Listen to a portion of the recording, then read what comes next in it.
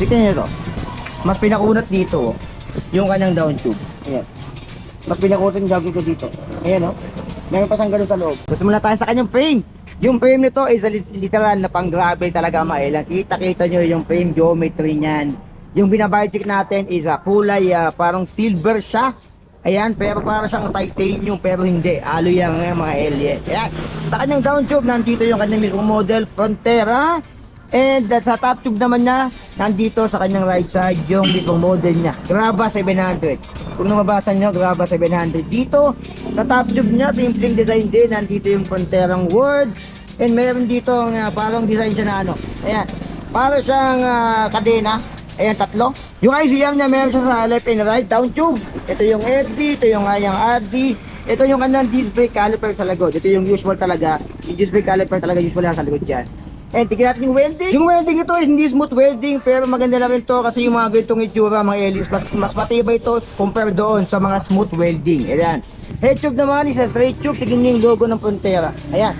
Ang angas, para siyang Megatron, mga alien. Feeling ko si Frontera, ito yung bagong player ngayon sa market natin. Si Frontera, ito yung una-unang nakita ko na Frontera, Grava 700. So tignan natin kung meron pa siyang lalabas na ipapang model. Yung binabicycle natin, tignan natin yung size.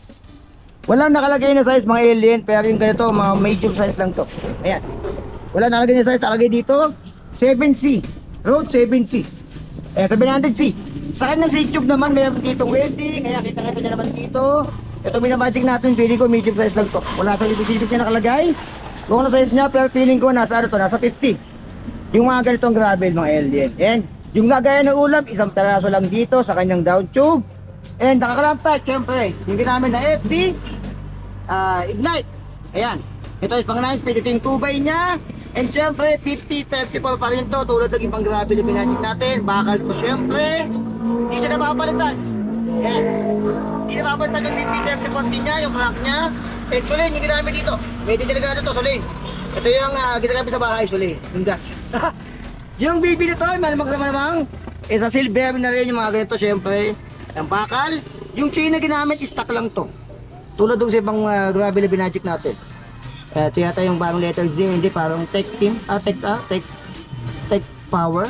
Ayan, nakalagay dito. And yung RD nyo dumaan sa ilalim, syempre, ito. Yan, yung RD nyo dumaan sa ilalim dito, yung usual na RD. Dito naman, sa may punterong nakalagay dito. Alam ko punterong, sa Ragnarok eh. Ayan, shoutout sa mga nakakaalam nun. Pero siya dito ng RD guide, na tinatanggal na natin kasi mas malala pag mangyayari pag hindi natin ito tinanggal. Ayan. Pero sa mga baguhan, sige, huwag mo na tanggalin, sa inyo yan. Yung RD syempre, 9 speed to, sa Ignite, bilangan natin. 1, 2, 3, 4, 5, 6, 7, 8, 9. 32T yung ginamit dito. Pero nga lang hindi pa to nakakaset, ito is naka-thread type pa. And nakadat pa siya dito mga alien. Ayan. Yung hubs dito is bakal. So malamang sa malamang, ito is naka-thread pa. Yung spokes ito is a 2 spokes yung ginamit dito. Ito is double alloy na rin yung kanyang rings. Yung gulong na ginamit, ay di pala binatog yun. Ito ay isa double alloy, syempre yung rims and yung gulong isa 700 by 35C. Wala nga lang siyang brand, pero naka 35C na siya mga alien. Dito lang na gravel bike. Wala siya lagayan ng bike rack sa likod dito, pero meron siya ditong support sa kanyang 60. Yan, usually may butas to eh, para lagayan ng anti-touch. Ayan, sa likod naman hindi pa to naka wiki-wiki. Nandito naman yung kanyang Tongli na brake caliper. Yan. And 160mm rotor, syempre 6 volts yung usual sa mga budget na ganito. Dito naman, ito ay sa bakal. Yung kanyang seat post, pwede sa beam point to. Nasa 300mm kahaba nito. And ito ay hard plastic na bakal sa loob.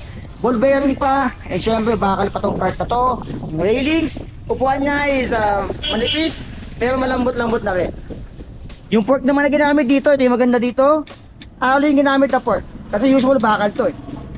Ayan, yung rigid part niya is straight. Alloy na siya mga alien. Pero same sa likod, syempre bakal pa tong kanyang hubs dito. 32 yung kanyang spokes. Double alloy, 700 by 35C na to. And hindi siya naka-presta bar. Syempre 160mm rotors and naka-QR siya sa unahan. At least QR sa unahan, no? Straight tube siya dito. Maganda yung logo. Yung stem na ginamit sa kanya is alloy, 17mm. Alloy na rin yung kanyang rubber dito. Ayan. Yung haba nito nasa 420mm. And syempre yung brake tool na ginamit is a Sensa Ignite. 9 speed to. So ngayon, tulad ng dati, aalamin natin kung ano yung timbang itong gravel na to. Since bakal yung kanyang hubs, and ito stock pa lang to. Tingnan natin kung ano yung bigat ito mga alien. So timbangin natin si Frontera Graba. 3 beses to mga alien. Unang timbang, 3, 2, 1. Okay, yeah. So 12, almost 13. 12.80 yung una. Pangalawa, 3, 2, 1. Nandun talaga siya. Yeah, 12.69. So pangatlo, 3, 2, 1. Yeah. Nandun talaga yung timbang niya. So 12.78. So almost 13 kilograms sa mga LJ. So comment down below kung para sa inyo, okay ba yung ganyan timbang para sa isang gravel bike. Okay, almost 13 kilograms siya mga alien. Ang bakal lang sa kanya is yung kanyang hubs. Bakal yon, and yung kanyang seat post dito.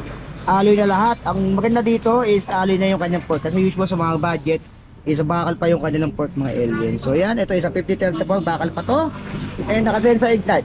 Drifter is a Sensa Ignite. Naka 9 speed. Hindi nga lang to naka-cassette. Ito is a thread type pa.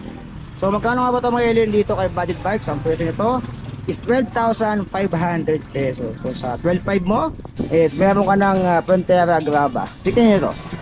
Mas pinakunat dito, yung kanyang down tube. Ayan. Mas pinakunat yung jogging ko dito. Ayan o. Meron pa siyang ganun sa loob. So mas matibay pa to sa mga mukha natin. So ayan. Comment down below kung para sa inyo, okay na ba yung presyong 12,500 para kay Frontera Graba.